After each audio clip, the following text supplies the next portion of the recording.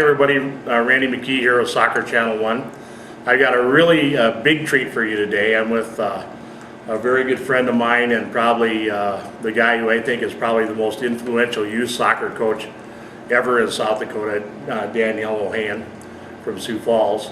Welcome, Daniel. Thank you, Randy. It's a pleasure to be here. Oh yeah, it's a pleasure to have you here. I can't wait to get you on the hot seat so we can really ask you some tough questions. But anyway, you're going to enjoy this. Hopefully we'll have enough to break it into 3 segments for you. But Danielle's got a really interesting soccer story, and I can't wait to have him tell that to you.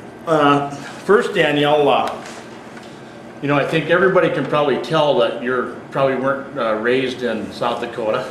So tell us a little bit about where you're from and your childhood. I was born in Morocco, and I left when I was an infant, and I moved to France when I was 3 years old. My family wanted to go to France. We went to France, and I started obviously my childhood in France. And how long did you live there? Oh, I lived until I was 21, 22 years old, and when I came to the U.S. So what was it like being a kid growing up in France? It was wonderful. It was very, very good. I started playing soccer when I was 5 years old, and being in France gave me that opportunity to play soccer in France. And it's a very fun country to be in. It's a very fun country to be in. Passionate about the game, passionate about life, passionate about food.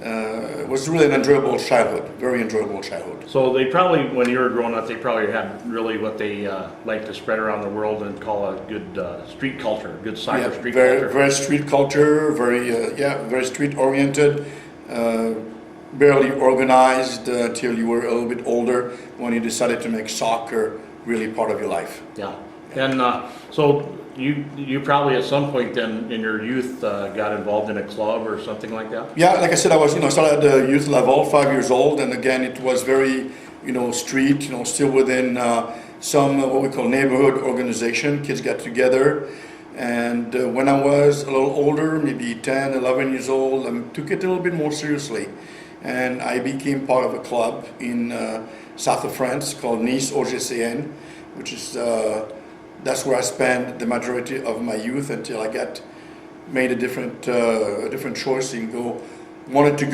have a little more and do a little more. Mm-hmm. Yeah. So you were a goalkeeper, right? I was a goalkeeper, and I've been playing goalkeeper since I was 5 years old. 16-year-old, I signed my first what they call apprenticeship contract.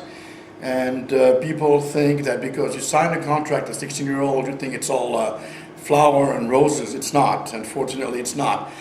You've got to kind of shine the shoes of the first team, hang up there, pick up after the crap, and make sure that the locker room is really, really clean. But on a more positive aspect of it is that you get an opportunity to see those players, to be with these players, to be around those players, train side by side with those players. And this is really what I was looking for. This is what I was striving for. So very much worth it, wasn't it? Very much so. Very, very much so. So you play in a club, you play in the academy with a club, then they send you back to the younger level, and you play on the weekend, and you come back during the week and you train with the team. Yeah. Wonderful. So, and then as you got a little bit older, then you kind of moved into the professional ranks? That's correct. At 16-year-old, I signed my first contract, apprenticeship contract, and then 18-year-old, I became full-fledged professional, and I had the greatest opportunity of my life, and I played for the under-21 French national team. Wow. For the under-21. I played there for 2 years, played in many of the international tournaments, and that was the phoenix of my life. Yeah. So you probably got a chance to play with some guys that really went out and did big time. Very much so. Very, very much so. With some French goalkeepers, I went to big time, made it to the national team.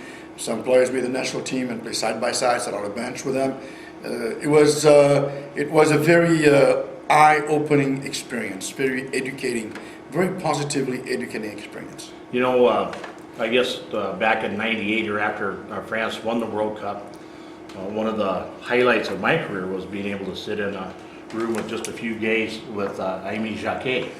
And it was astounding to me the amount of science that they put in France into Oh, yes. the athlete. Very much so. They have the center, the Clairefontaine Center, where you have physios, the psychologists, you have doctors. You are the cast of the support cast is awesome. As a matter of fact, now it's becoming, even in the United States, is becoming a very big part of the team. In France we have cook travels with the team.